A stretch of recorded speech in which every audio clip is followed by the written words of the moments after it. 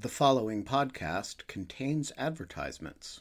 If you prefer a podcast without advertisements, you can sign up for our ad-free version at patreon.com/lawfare. That's patreon.com/lawfare.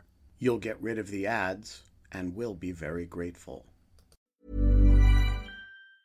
Last summer, sleep kept us sane through the silence.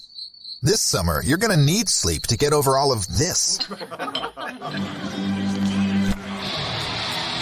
That's why it's the perfect time to upgrade to a Nectar mattress and get award-winning, precision-engineered sleep at incredible value. Prices start at just $499, and you get $399 in accessories thrown in, a 365-night home trial, and a forever warranty. Go to nectarsleep.com.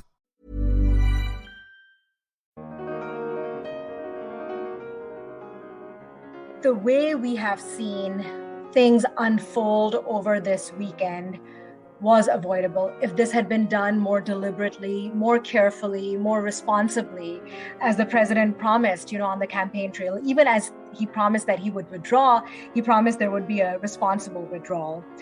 Afghanistan is now getting engulfed in a humanitarian crisis. I did not hear from the Biden administration sort of any commitment to addressing that humanitarian crisis over the weekend. I didn't hear any wider message to Afghans beyond the people who have helped the US, who are in line for special visas, and even they might not get them. I'm Scott R. Anderson, and this is the Lawfare podcast for August 17th, 2021. This past Sunday, Americans woke up to a new reality in the country of Afghanistan. The Afghan government that the United States and its allies have supported for the last 2 decades is gone. In its place is a resurgent Taliban, now firmly in control of nearly the entire country. Meanwhile, the U.S. presence has been reduced to Kabul's international airport, where soldiers and diplomats are working 24/7 to safely evacuate U.S. and allied personnel, U.S. and foreign civilians, and at least some vulnerable Afghans and their families, even as the rest of the country sits and waits to find out what life will be like under the new Taliban regime. To discuss these unprecedented events, I sat down with Afghanistan policy experts Madiha Afzal of the Brookings Institution, Laurel Miller of the International Crisis Group, and Jonathan Schroden of CNA. We discussed the state of play in Afghanistan, how we got here, and what we should expect next. Note that we recorded this episode of the Lawfare podcast on Monday morning Eastern Time, so events on the ground may have shifted in the intervening hours. It's the Lawfare podcast for August 17th, after the fall in Afghanistan. So for over the last 48 hours, we have seen a really dramatic sequence of events taking place in Afghanistan. We have seen the Afghan government fall, the government that the United States, its NATO allies, a good part of the international community has been supporting for 2 decades. That was intended to play a central role in the post-withdrawal engagement, U.S. engagement with Afghanistan as a vehicle for assistance, for partnership. What led us here? Can you give us, Laurel, a sense of the big events over the last few days that led to the sudden collapse in this very different state of affairs that we are now facing in Afghanistan and in Kabul?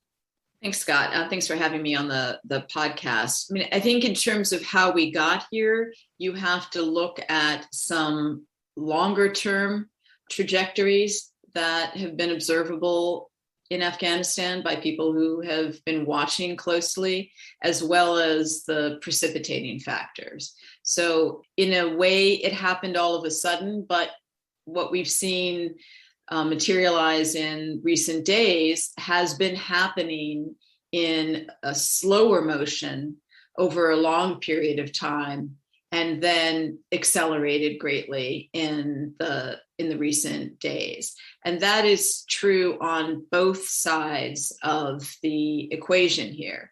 On the Taliban side, in terms of their strategy and their comparative strengths, and on the Afghan government side, in terms of their weaknesses.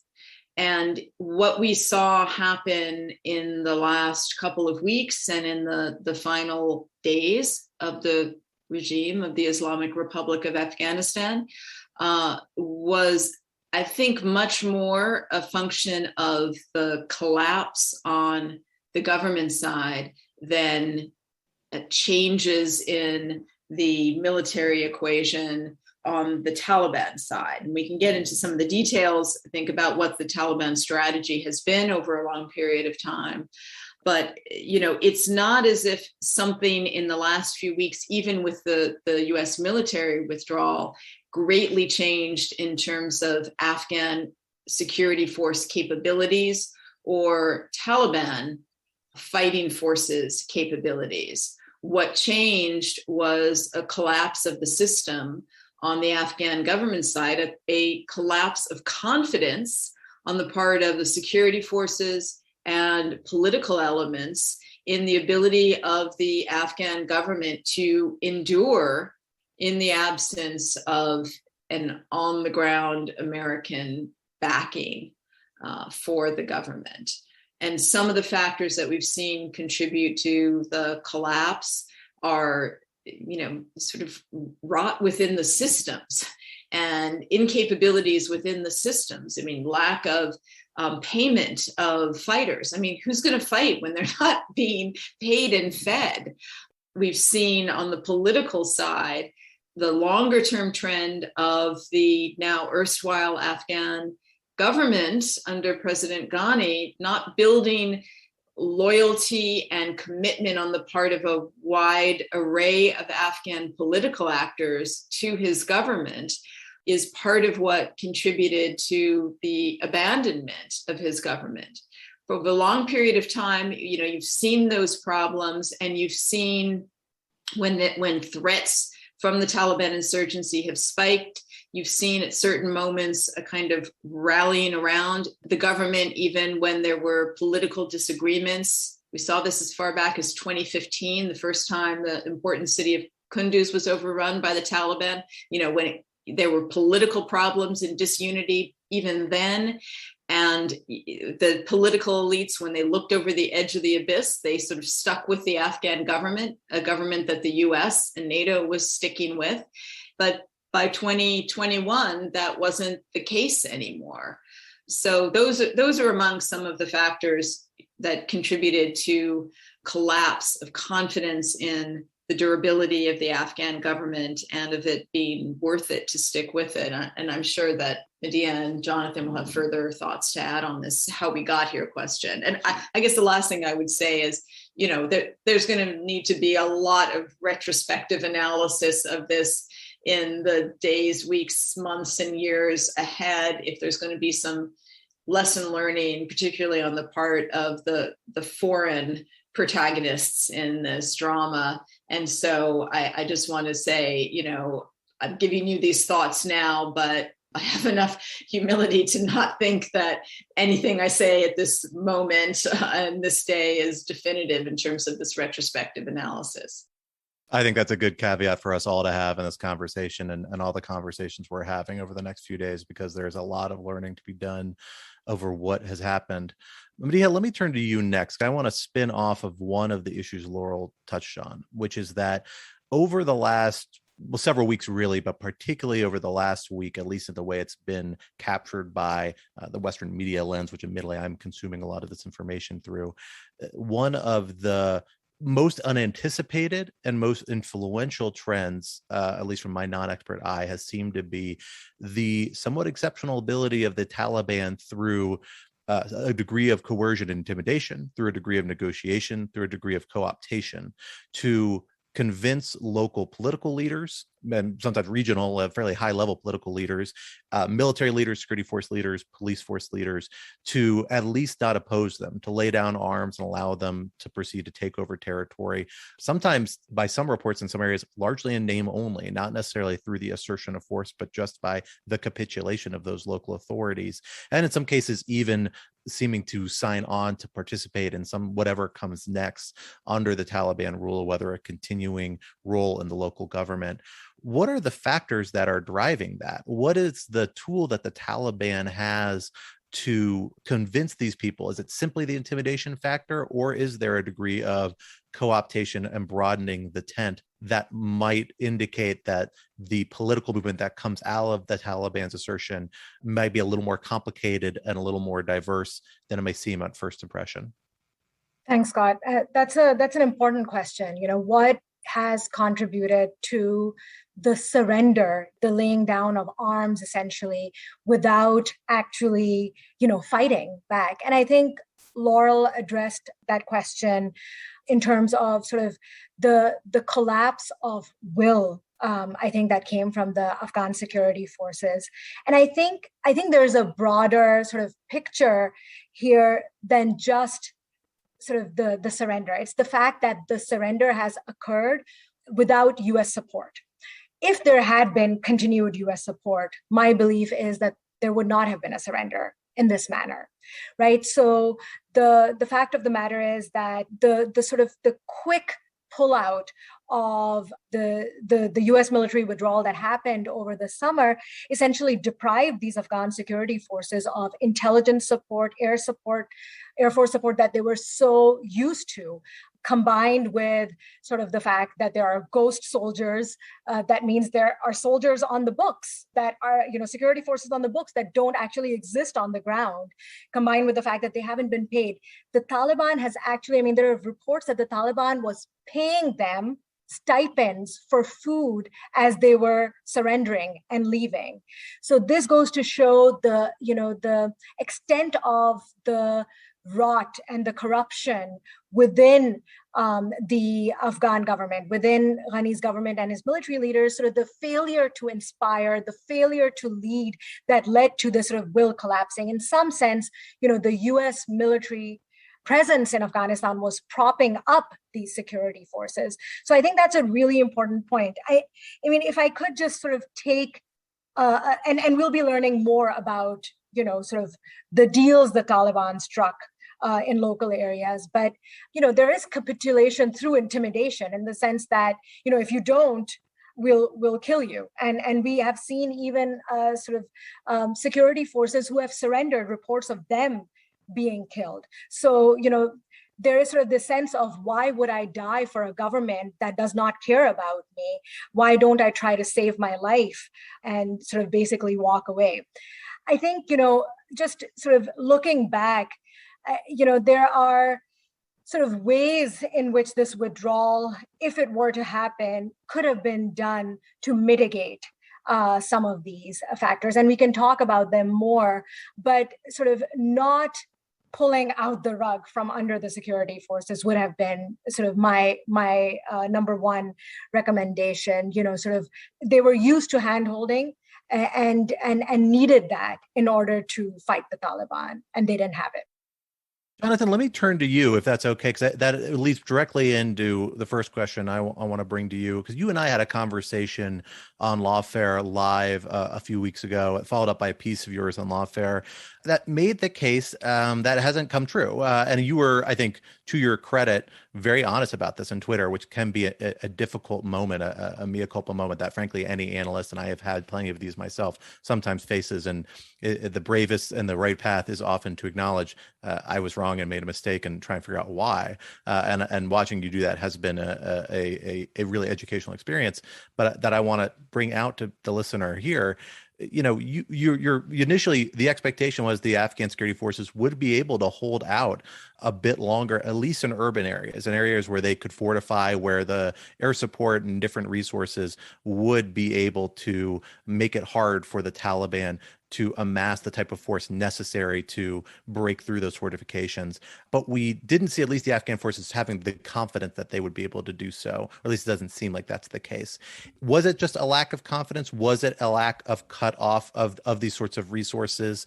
What was the combination here that seems to, in your kind of ex post assessment, have led to the Afghan security forces being so less effective in retaining territory than many experts outside the government, and I suspect many experts inside the government, expected from the outset? Sure. Yeah. No, those are great questions. And let me start by thanking you for having me on, and thank the listeners for being here today. I'll apologize in advance. I'm on daddy duty today, and so I'm actually with the kids at the Air and Space Annex Museum. So if you hear a little bit of kitty noise in the background, that's what's happening, and I apologize for that. But to your point, if I was on TV, I would try and give you sort of a pithy answer, but really, I think for this audience, right, it deserves a little bit more introspection than that.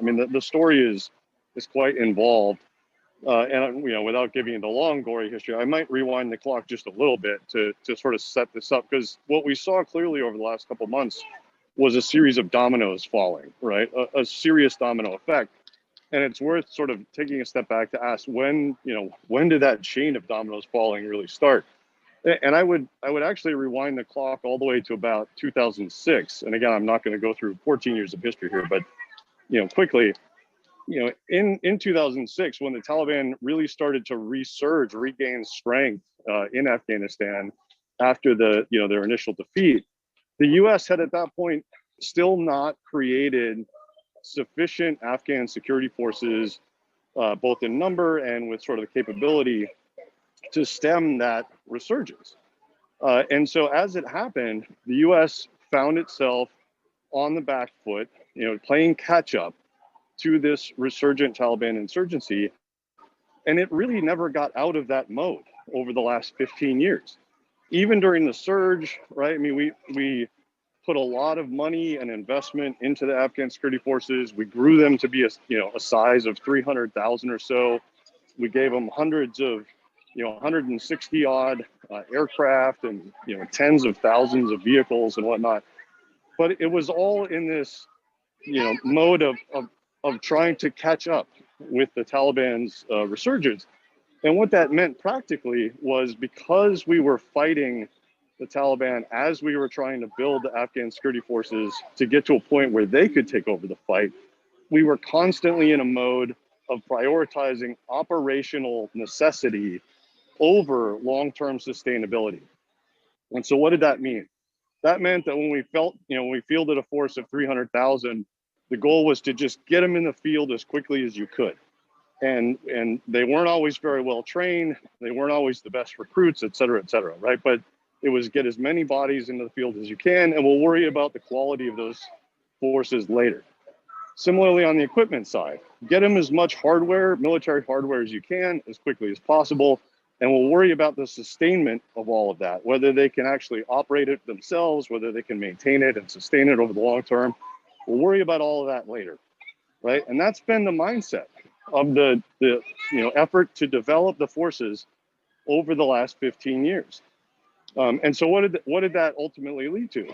Well, it led to the sort of things that Madiha described, where the Afghan security forces had become incredibly dependent on the U.S.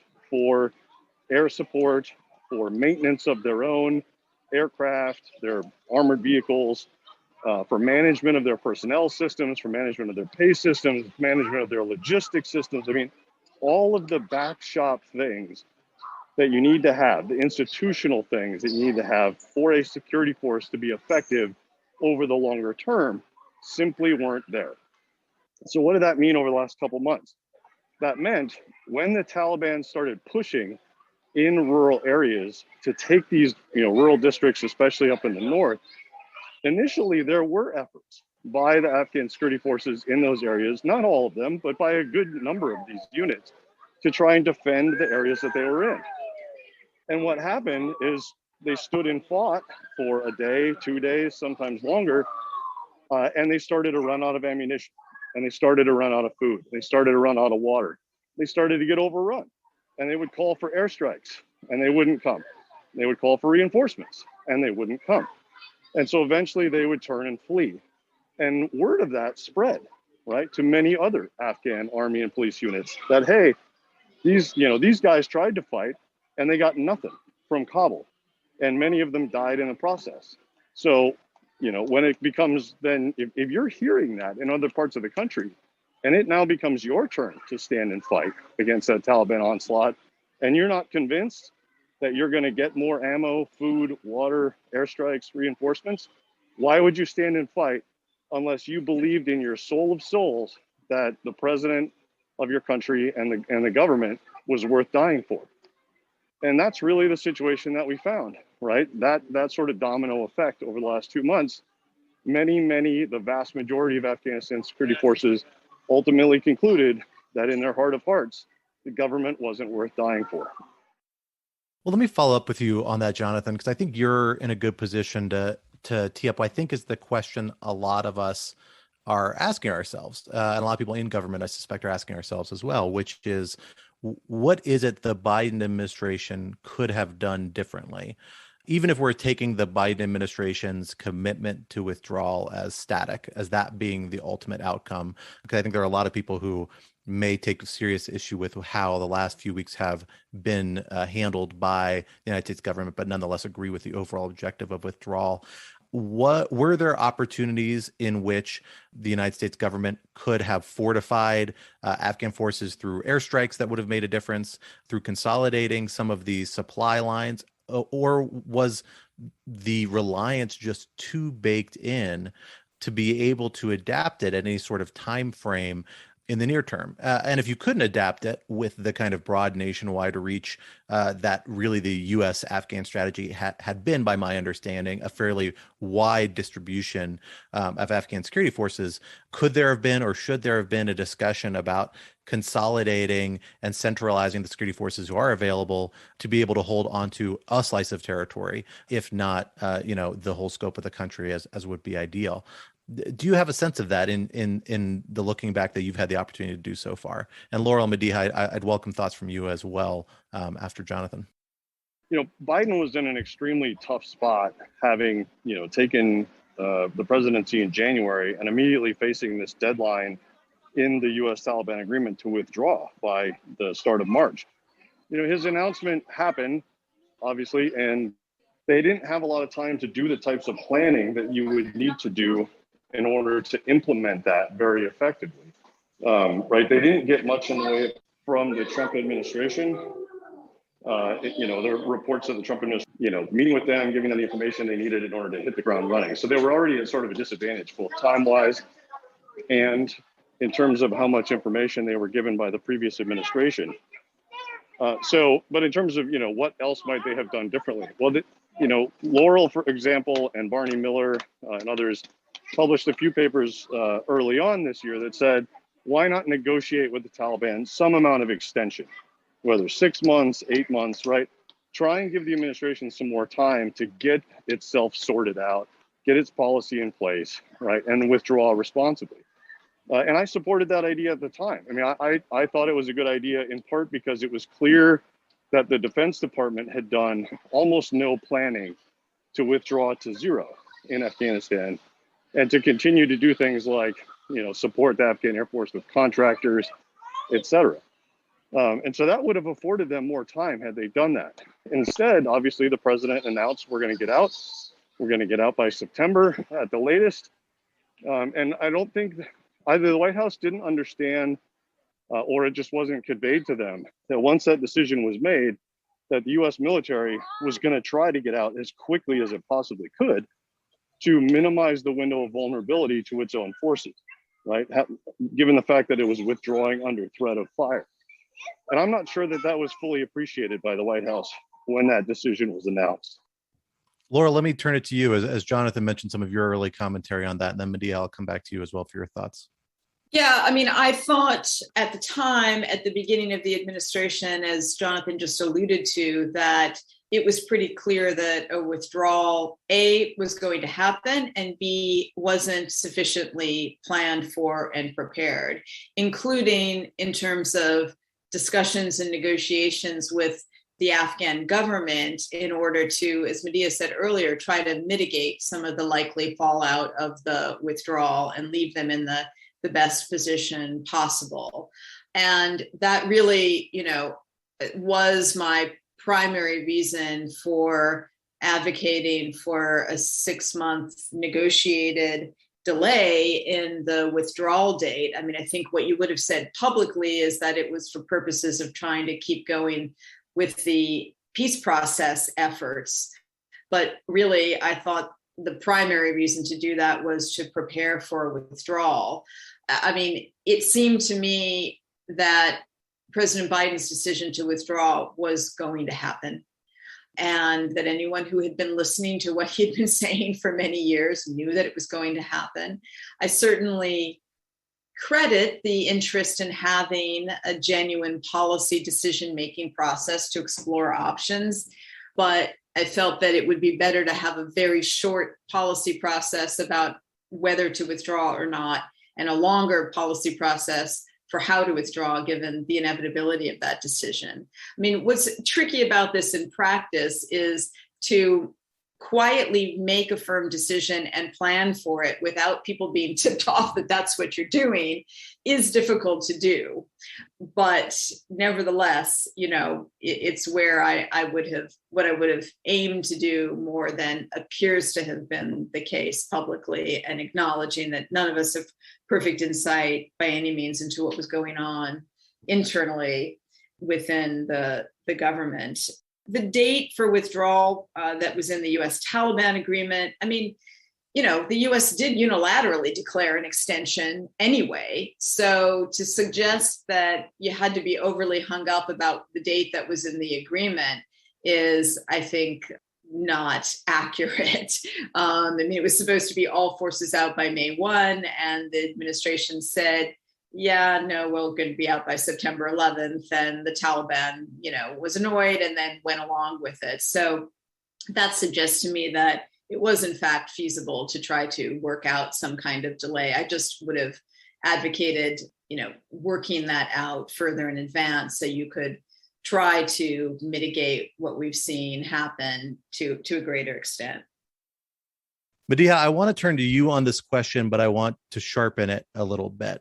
I think we see a weird intersection, a congruence between some of the views we are hearing from the harshest critics of the Biden administration and some of their most strident defenders.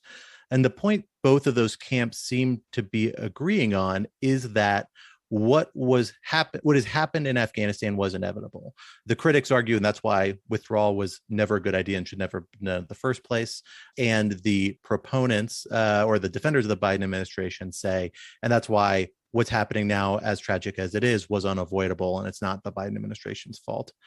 How credible is that assumption, is that assertion in your eyes? Was it just a matter of delaying the inevitable in terms of, additional steps that could have been taken, which may have made a difference for evacuation efforts, for certain other policy agendas, but wouldn't have changed the ultimate outcome on the ground in Afghanistan? Or is there reason to think there really was a different political reality that could have come out of a decision to withdraw than what we're seeing now? Sure. Let me unpack that a little bit, if I can. That's sort of the irony of this. I think the way we have seen things unfold over this weekend was avoidable if this had been done more deliberately, more carefully, more responsibly, as the president promised, on the campaign trail. Even as he promised that he would withdraw, he promised there would be a responsible withdrawal. Afghanistan is now getting engulfed in a humanitarian crisis.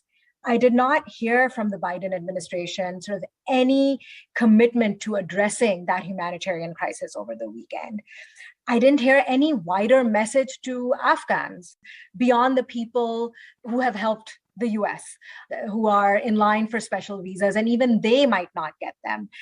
They could have been evacuated. They could have been flown out earlier. There have been, the Biden administration has been in power for almost 7 months now, and that could have been done even because the withdrawal was anticipated. Those steps could have been taken. So there is a humanitarian aspect to this crisis that hasn't been addressed that certainly could have been addressed better. So I don't think we would have seen the scenes of, sort of the helicopters flying over Kabul, the people, the Afghans flooding the runway of Kabul airport, trying to get a plane and trying to latch onto a plane and the plane sort of taking off around them. These are heartbreaking scenes, and they really reflect, sort of for Afghans will be considered abandonment. So I think, one part of it is that this could have been handled better, and it was not inevitable that this weekend would unfold this way.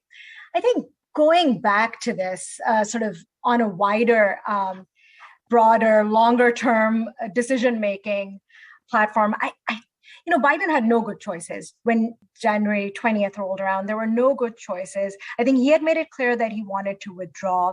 I was always of the view and have argued this, and I'm sympathetic certainly to the other point of view that we had to withdraw. But I was always of the view that we should withdraw only after a peace deal is reached. And last fall, I argued that there were enough gray areas in the Doha deal to try to iron out a peace deal before we withdrew.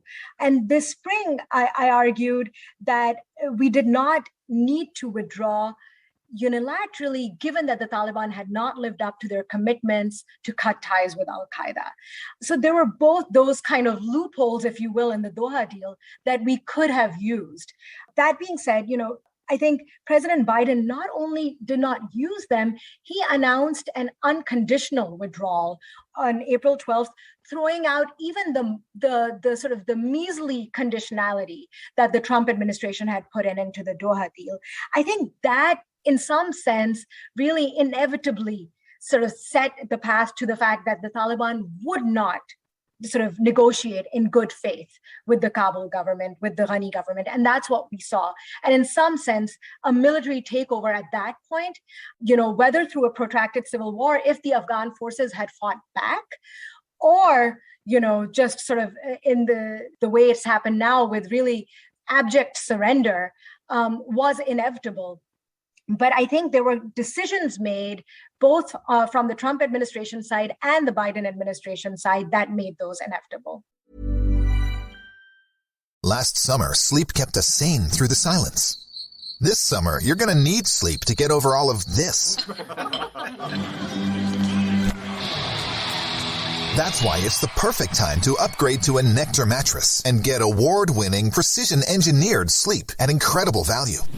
Prices start at just $499, and you get $399 in accessories thrown in, a 365-night home trial, and a forever warranty. Go to NectarSleep.com.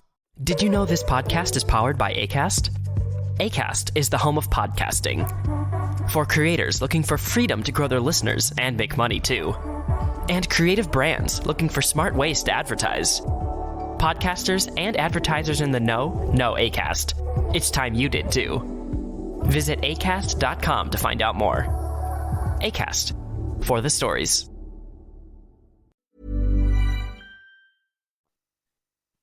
Laurel, let me turn to you.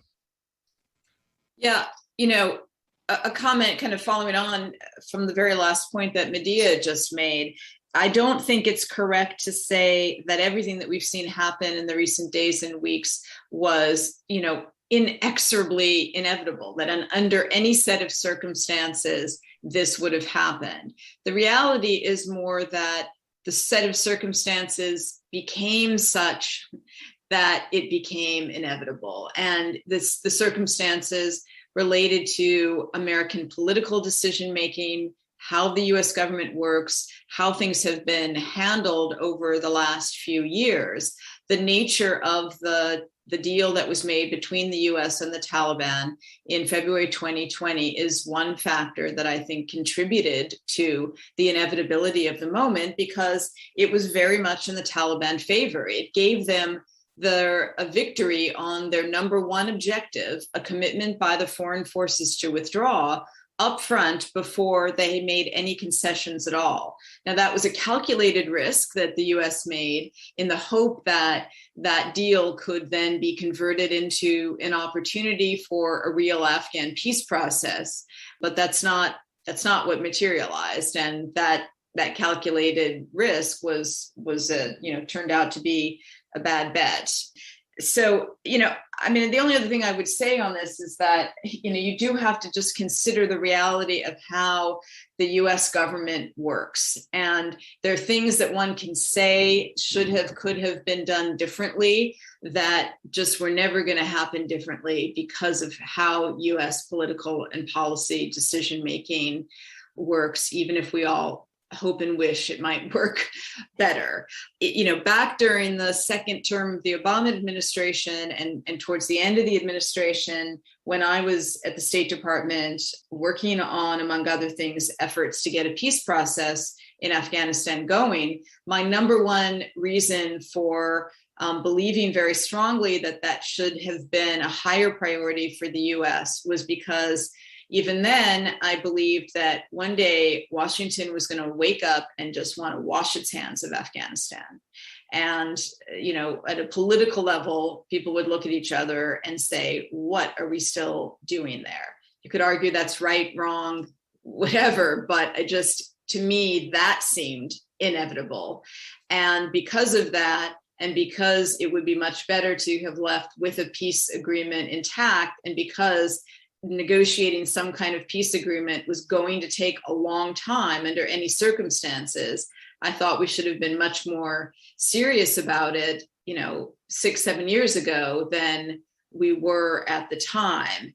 And by the time the Trump administration rolled around and midway through decided and conveyed publicly how strongly they wanted to get out, there was just no deal you were ever going to make in those circumstances that wasn't going to hasten the day that we've now seen past. I want to move to begin to look forward shortly, but before we do, I want to come to one last question for you, Jonathan, in this vein on this question of alternative paths that might have been taken.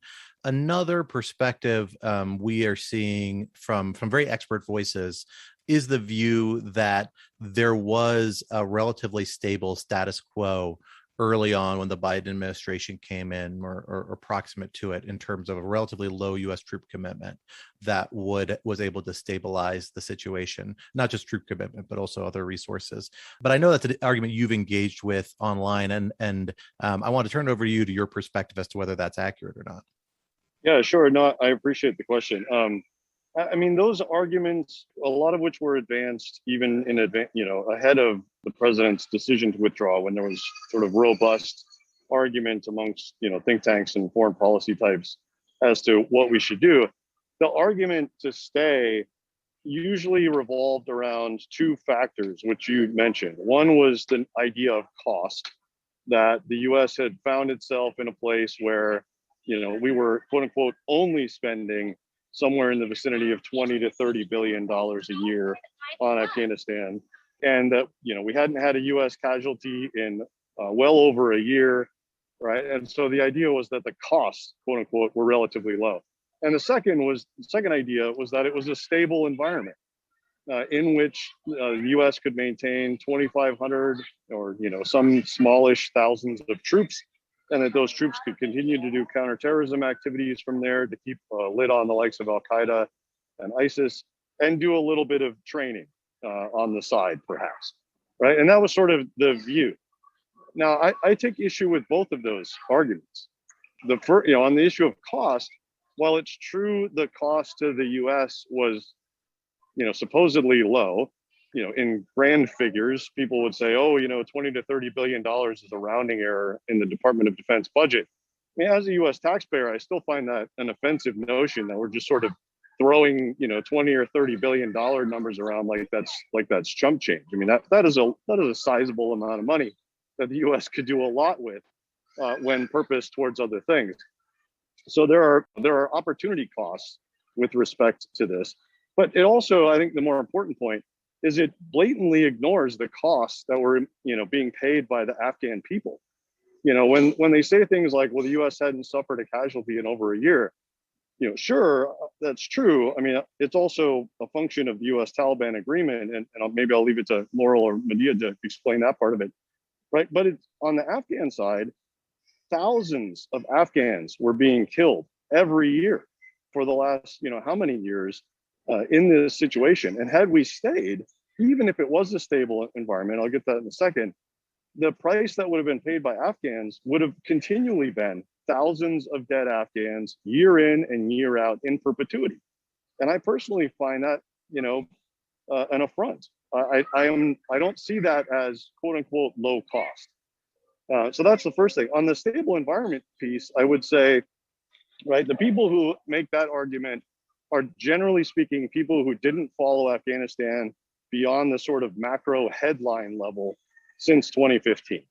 And what they'll argue is, we've had troops there at this low level since 2015, and we've been able to do presumably what we wanted to be able to do. So it's fine, right? We could have continued to do that again in perpetuity.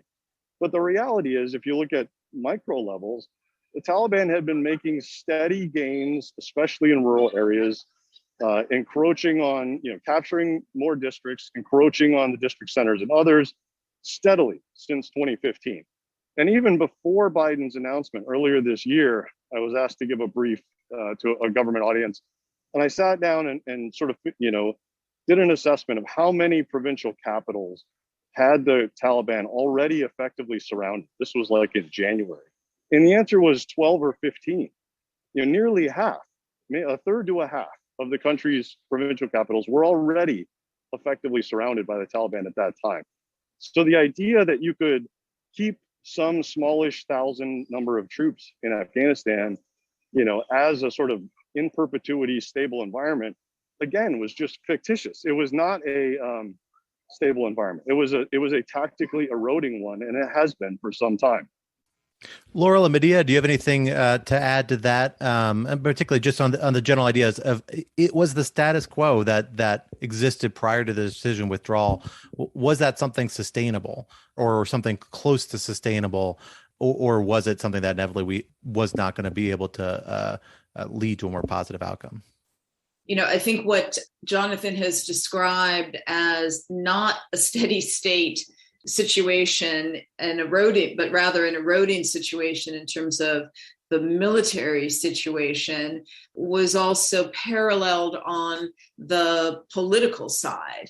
And I think what you had seen on the political side was not a self-sustaining arrangement in terms of confidence of political actors in the leadership of the Afghan government and the survivability of the Afghan government in the absence of direct presence and that degree of support from its main patron, the United States. Now, it has to be said, I think what the administration was leaning on was the idea that they were continuing to promise to provide support for the Afghan government, monetary support, and some continued training support and other forms of material support for the Afghan security forces. And I think the hope had been that that would be the counter to the concerns about the survivability of the Afghan government,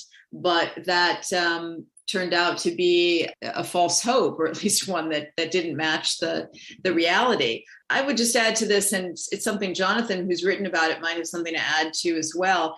I think there's been an exaggerated reliance on the part of US government thinkers and even some thinkers and analysts outside of government on the fact that after the Soviet withdrawal from Afghanistan, the Najibullah regime that was then governing the country hung on for, and that was a client of the Soviet Union, for those of you who are too young to remember some of this, survived for another 3 years while the Soviet Union still existed and was providing financial support.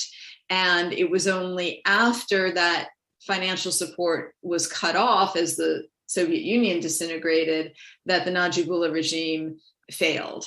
And, some people have drawn too simplistic, in my view, a conclusion from that, which is so long as the US government keeps the spigot of dollars open, the Ghani government would survive. I think there were a lot of reasons to question that comparison. And we've seen it now that, just keeping the money flowing wasn't enough. Just a very brief point on that, right? And I'll highlight. I wrote a paper in the Diplomat on this specific point, and just two quick things I would point out. One is when the Soviets withdrew, they had a very, very well crafted and very well sort of synchronized whole of government plan for what they wanted to do with respect to Afghanistan after their withdrawal. That was worked out well in advance of their withdrawal, and it was a very, very good, again, and well synchronized plan. The second thing is they had a client in Najibullah, right, whose goals were the survival of himself and his regime, which were exactly the same goals as the Soviets. So they had almost 100% alignment of patron and client goals in that relationship. The US, as it withdrew here, had neither of those things. We did not have any semblance of a plan, really, much less one that was, well synchronized across the interagency. And the second is President Ghani's goals were definitely not 100% aligned with the US's goals in a post-withdrawal situation. So I'll just leave it there. Yeah, just one thing to add, based on what Laurel and Jonathan have said. I think I'm sympathetic certainly to the argument that this was not sustainable in the longer term, but and as Jonathan said, it was an eroding situation. I think my only point, and I made this earlier as well, my view was that there was a way, probably not an easy one, perhaps, to make it sustainable in the short to medium term so that the Afghan government, the erstwhile Afghan government now, and the Taliban could iron out a peace deal. Trump made that, the Doha deal made that very, very difficult. But there was potentially a way, given that the Taliban weren't meeting their conditions, to try to make our presence there the leverage upon which the Afghan government and the Taliban would agree on a peace deal, and then we could leave. Things could have unraveled after that peace deal too, but at least we would have left with a peace deal rather than sort of this military victory of the Taliban. Well, Madiha, in the time we have left, I want to start looking forward, although there's a lot that's unknown about what comes next in Afghanistan. But let's start with the people in charge, the Taliban, who appear to be in charge, at least, of the state for the time being. What can you tell us about this Taliban movement that has come into power? How much does it look like the Taliban movement that controlled a good chunk of the country in the 1990s? Are there differences? Have they departed? And are there other factions and political interests and groups in play, or seem likely to come into play, either in opposition to the Taliban or in cooperation with them, that are going to shape the political outcome? And one particular question I think is going to weigh heavily in the minds of a lot of people that I particularly want to put to you in evaluating this is, the big exchange, the big focus that the United States has gotten out of this. The one thing that a lot of people still hang their hat on is the commitment that the Afghanistan will not be used as a base for international terrorism moving forward, as it was in the 1990s. How credible is that commitment? How credibly can the Taliban or whatever political institution that comes next stick to that commitment? Or do they have the infrastructural control and ability to project force necessary to enforce something like that? Or is at this point, really, is it more of a measure of good faith? Sure. I think there's still quite a bit that is uncertain. So, the caveat here is that I'll answer with what we do know, given that it's been about 24 hours since the fall of Kabul to the Taliban. I think this Taliban is different in terms of its political, sort of diplomatic, kind of rhetorical nature and the political savvy that it's presenting to the outside world. This Taliban is different in that way from the Taliban of, that ruled Afghanistan from 96 to 2001. So they can make promises. They're able to communicate with Western journalists, with foreign governments. They struck a deal with the United States, and they're talking a good talk, right? But talk is cheap, and so what we see on the ground so far gives no indication that they will be any different from the Taliban of the 1990s. In the areas that they've taken over, they're preventing women from going to work, they're preventing girls from going to school. They're behaving in exactly the same way as they did in the 1990s. In Kabul, there are early reports coming out that they are going around people's houses and taking away musical instruments. I mean, this is all a repeat of the 1990s. Where they are different, as I said before, is in how they've been able to communicate to the outside world. But all of this, we'll wait to see if any of that translates into any changes on the ground. But right now, I would not trust the Taliban on, sort of how they are going to rule over Afghans, the human rights that they're going to provide. I wouldn't trust them on anything. And I would go back to the way my bet is that they'll go back to the way that they were in the 90s. The one thing to your question about, them guaranteeing to the outside world that they're not going to let Afghanistan be used as a base for launching terror attacks. I mean, that's in some sense their big promise to the outside world, to China, to the US, and others. And I honestly don't believe that, given sort of their ideological stance, that they will be able to follow through on that promise. They can't guarantee it. And honestly, I would be very, very surprised if they're able to follow through on that. But I think jihadist groups across the board, and certainly Al-Qaeda, will be emboldened under Taliban rule.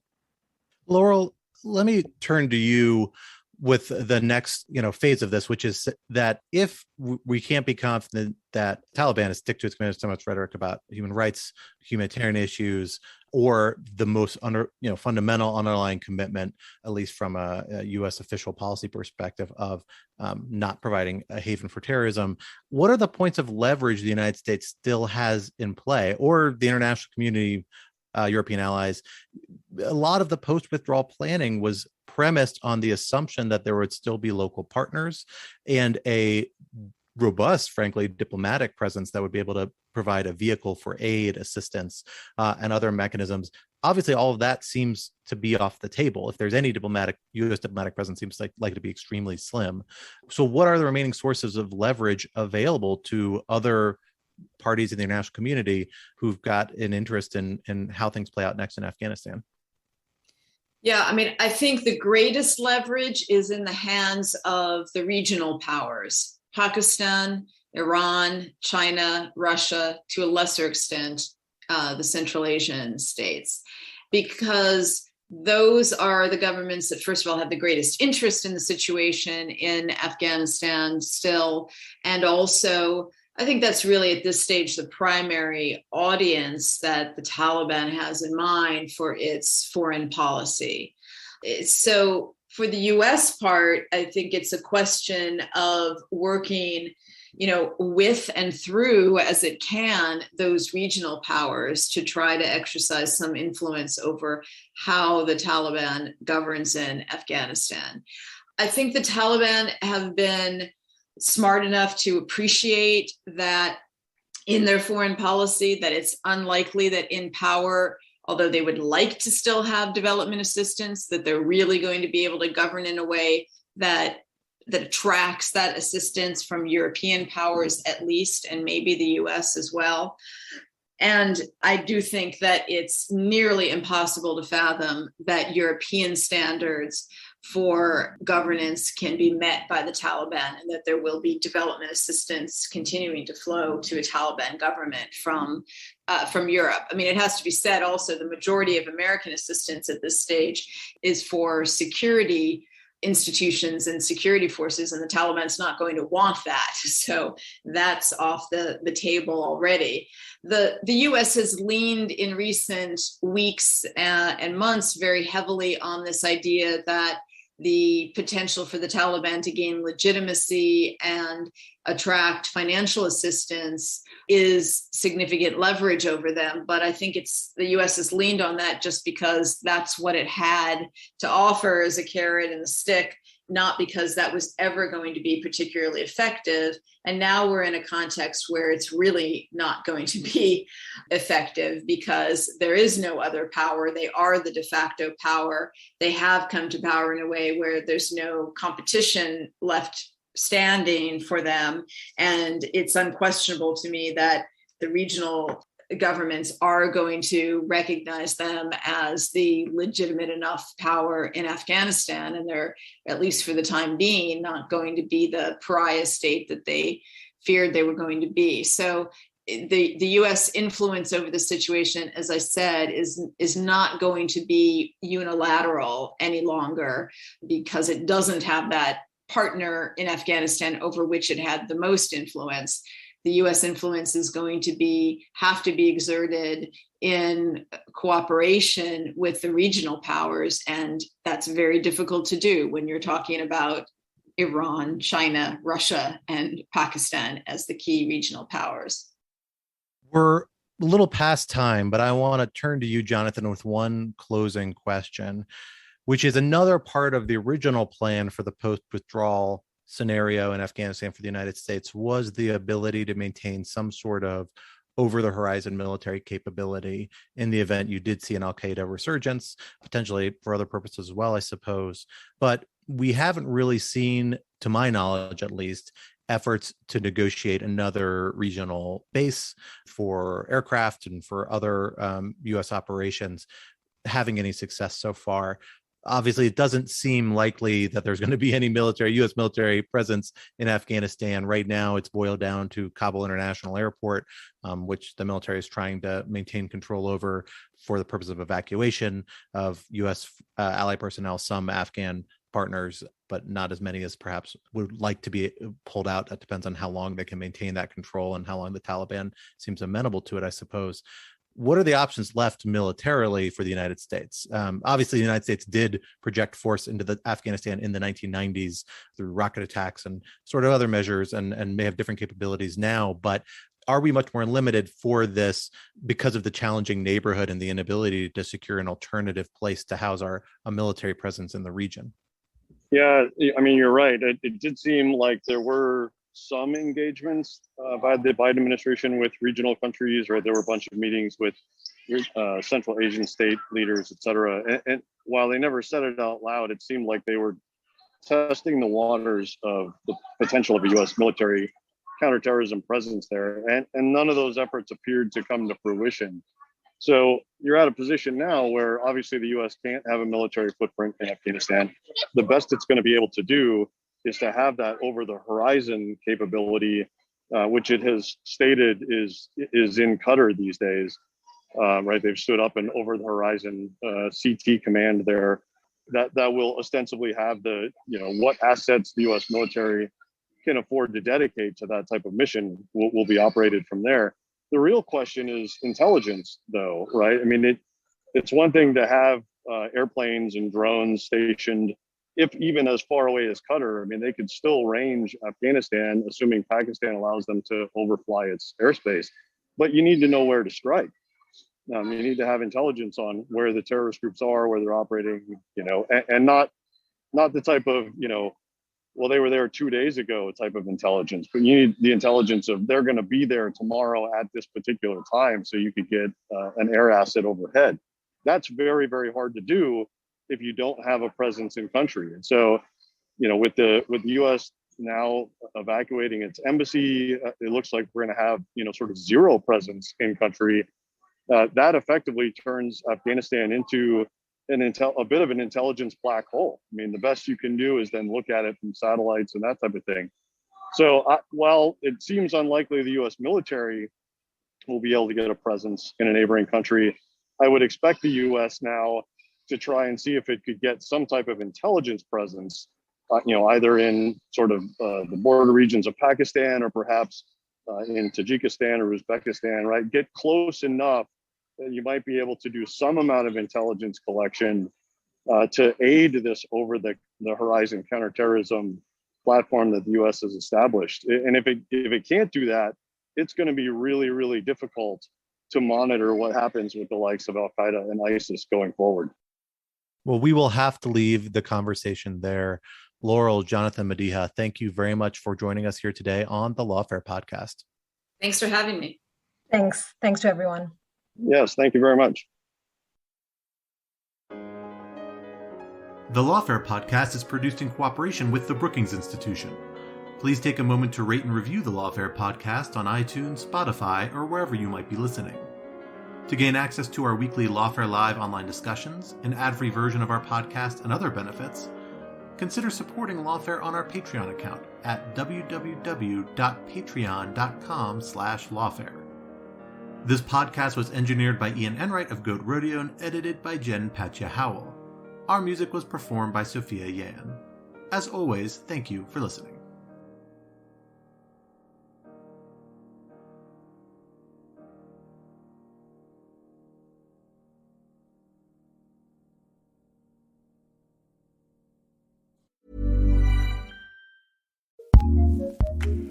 Acast powers the world's best podcasts. Here's a show that we recommend. Hi, my name is John Kim, and I'm a licensed therapist and host of the Angry Therapist podcast. I went through my own inner journey many years ago, post-divorce, and have been helping people with theirs ever since. I put self-betterment into a shot glass. I come with you instead of at you, casual over clinical. My episodes are around 10 minutes because who's got the time these days? And they're 3 times a week. So if you want your shot of self-help, check out my Angry Therapist podcast at Apple, Spotify, Acast, or wherever you get your pod on. Acast recommends.